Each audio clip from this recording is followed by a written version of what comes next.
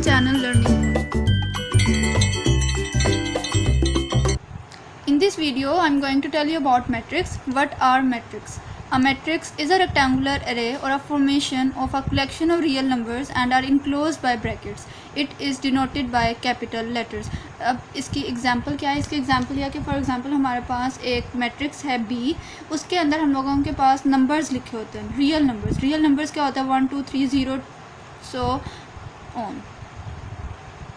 Matrix, अब यहाँ पे मैट्रिक्स को हम लोग लेबल कर रहे हैं एज B. ये B, A, B, C and so on, कोई भी ये कैपिटल लेटर हो सकता है. ठीक है.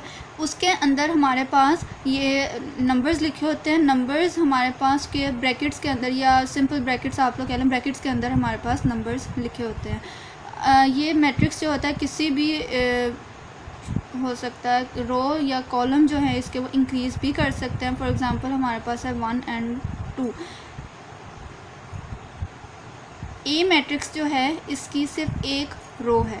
रो क्या होती है? हॉरिजॉन्टल लाइन जो होती है that is called as a row, and a vertical line और अ वर्टिकुलर जो नंबर होते हैं that is called as a column.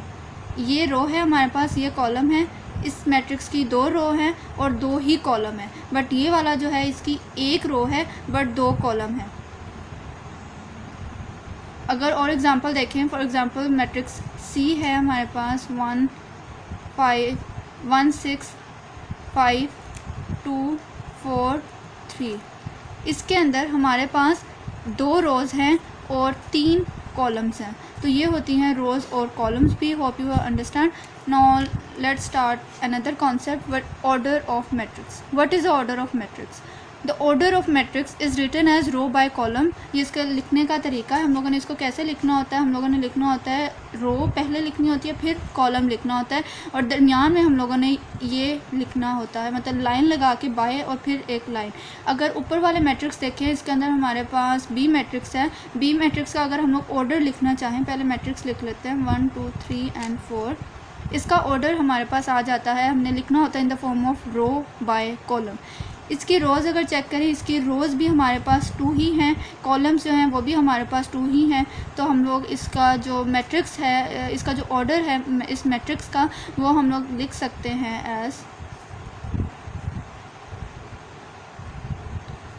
हमारे पास आ जाएगा 2 बाय 2. सो इस मैट्रिक्स का ऑर्डर 2 बाय 2 है. बट अगर हमारे पास रो के नंबर और कॉलम के नंबर अगर हमारे पास चेंज हो जाएं, for example as a matrix, तो इसका ऑर्डर हमारे पास आ जाएगा, ऑर्डर ऑफ मैट्रिक्स हमारे पास आ जाएगा 1 बाय 2. इसके पास एक रो है और 2 कॉलम्स हैं, इसकी वजह से इसका ऑर्डर आ जाएगा 1 बाय 2. ऑर्डर ऑफ मैट्रिक्स हम लिखते कैसे हैं? पहले रो लिखने होते हैं और फिर कॉलम लिखने होते हैं. उसकी बेस पे अगर हम लोग यहाँ पे देखें तो एक रो थी, इस वजह से 1 लिख दिया, और 2 रोज़ थी, इस वजह से हम लोगों ने यहाँ पे 2 कॉलम्स थी, इस वजह से हम लोगों ने यहाँ पे 2 लिख दिया. अब अगले कॉन्सेप्ट की तरफ चलते हैं. अगला कॉन्सेप्ट हमारे पास है इक्वल मैट्रिसेस.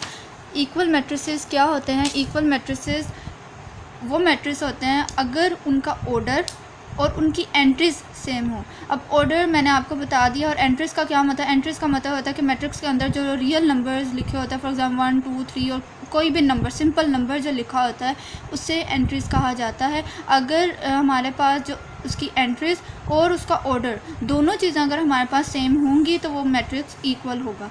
फॉर एग्ज़ाम्पल अगर हमारे पास एक मैट्रिक्स है ए मैट्रिक्स है हमारे पास 1 2 3 एंड -4. एक और हमारे पास मैट्रिक्स है बी, डैट इज़ 1 2 + 1 1 + 1 एंड -4. अगर हम लोग अब इसको सॉल्व करें तो हमारे पास आ जाता है 1 3 2 एंड -4. तो अगर अब हम लोग इसको कंपेयर करें विद ए, तो हमारे पास ये दोनों मैट्रिक्स की एंट्रीज एज वेल एज उसका जो ऑर्डर है वो हमारे पास सेम आ जाएगा. सो दिस शोज़ कि वो दोनों मैट्रिक्स इक्वल हैं.